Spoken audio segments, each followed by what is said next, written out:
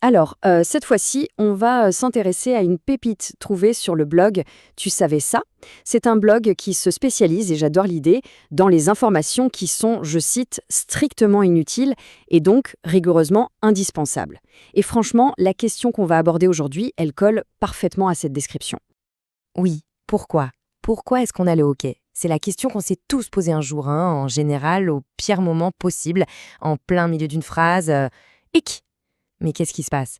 Pourquoi notre corps se met-il soudainement à faire ce bruit, ce son si bizarre et surtout complètement incontrôlable? Ah, mais oui, c'est exactement ça. On a l'impression de devenir un personnage de cartoon, pas vrai? On est là, en pleine réunion super sérieuse, et chic. D'un coup, toute crédibilité s'envole. On devient, malgré soi, ce personnage un peu ridicule, un peu comique. Alors, la première piste, la plus évidente, c'est de voir le hockey comme, comme un bug. Une sorte de petite erreur de programmation dans notre système, qui d'habitude pourtant est une machine incroyablement bien réglée.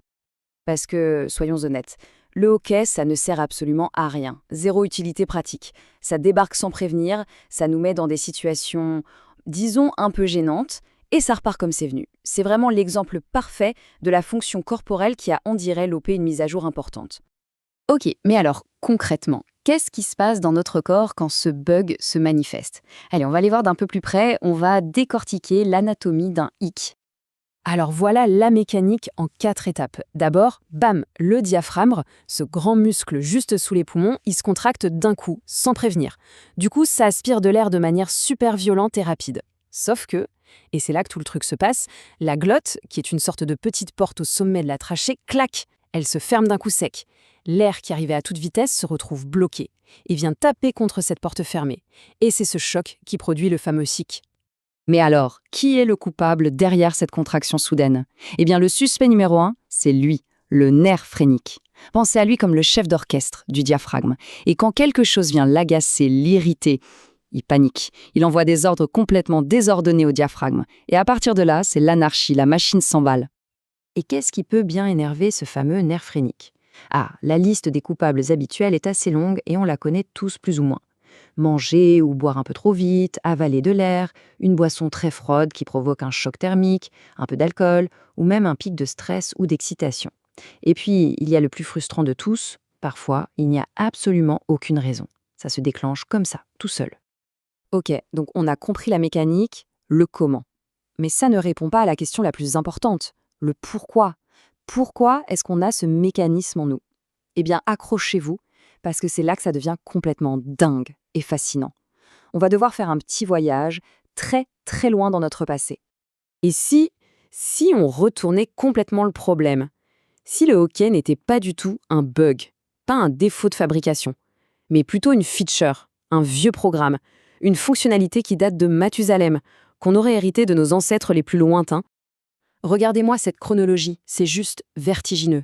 Il y a 370 millions d'années, nos ancêtres n'étaient pas sur la terre ferme, hein. C'étaient des créatures aquatiques. Et pour respirer avec leurs branchies, ils avaient développé un mécanisme bien particulier. Eh bien, ce mécanisme, ce vieux code source, est resté inscrit dans notre système nerveux, comme un fantôme. Et aujourd'hui, il refait surface sous la forme du hockey. Et là, quand on met les deux côte à côte, la ressemblance est... Mais c'est incroyable! D'un côté, la respiration par les branchies, une contraction pour faire rentrer l'eau et la fermeture d'un clapet pour que l'eau n'aille pas dans les poumons. De l'autre, le hockey, une contraction du diaphragme pour faire rentrer l'air et la fermeture de la glotte pour le bloquer. C'est littéralement le même schéma. Le hockey, c'est le fantôme de nos branchies. Et si ça paraît encore un peu fou, il y a une preuve vivante qu'on peut observer aujourd'hui, le tétard. Au moment de sa métamorphose, quand il doit passer de la respiration dans l'eau à la respiration dans l'air, il utilise exactement ce même mécanisme. Pour lui, ce hockey est absolument vital. Pour nous, ce n'est plus qu'un souvenir, un écho de notre passé aquatique. Bon, tout ça c'est fascinant, mais ça nous amène à une question beaucoup plus terre-à-terre. Comment est-ce qu'on s'en débarrasse?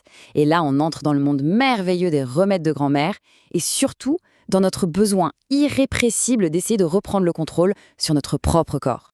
Mais avant de parler des petits remèdes, juste pour qu'on relativise tous un peu, 68 ans, c'est la durée du hockey de Charles Osborne. 68 ans non-stop. Ça a commencé en 1922, ça s'est arrêté en 1990. Je ne sais pas ce que ça vous fait, mais moi, ça me fait voir ma petite crise de 5 minutes d'un tout autre œil.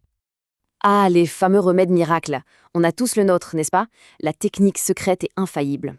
Retenir sa respiration jusqu'à devenir tout bleu, se faire peur, boire un verre d'eau la tête en bas, un grand classique, avaler une cuillère de sucre, se tirer la langue.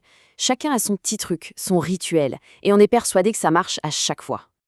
Alors, qu'en dit la science? Eh bien, la science a un mot pour ça. Un mot qui ne va peut-être pas plaire à tout le monde. L'effet placebo. Et voilà pourquoi on y croit si fort. La réalité, c'est que dans la grande majorité des cas, un hoquet, ça ne dure pas. En moins de 5 minutes, c'est réglé, ça s'arrête tout seul. Le temps qu'on se décide à essayer notre remède, qu'on aille chercher le sucre ou qu'on se mette la tête en bas, le hoquet était de toute façon sur le point de s'arrêter. Notre remède n'a fait que coïncider avec sa fin naturelle. Alors, au final, que retenir de tout ça? Peut-être qu'il faut juste changer notre regard sur le hoquet. Et si, au lieu de le voir comme un truc pénible, on le voyait comme une sorte de petite poésie de notre imperfection? Finalement, le hoquet, c'est bien plus qu'un simple spasme. C'est une tresse vivante de notre histoire. Une signature laissée par l'évolution au plus profond de nous.